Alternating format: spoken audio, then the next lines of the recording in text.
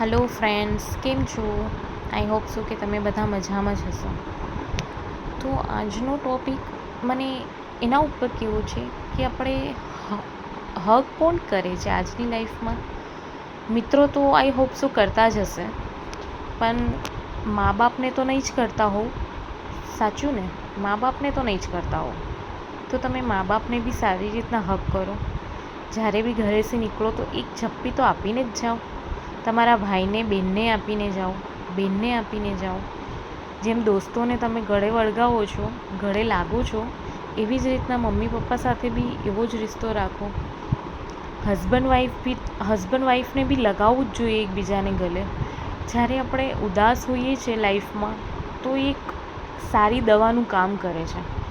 તો તમારે નથી થતું કે આપણે હગ કરવો જોઈએ? ક્યારે પણ આપણે હગ કરીને જવું જ જોઈએ. આપણા ઘરથી નીકળીએ ત્યારે એક ઝપ્પી તો મારીને જ જવું જોઈએ. તો મારું એવું કહેવું છે કે હગ કરતા રહેજો ને ખુશ રહેતા રહેજો. શુક્રિયા.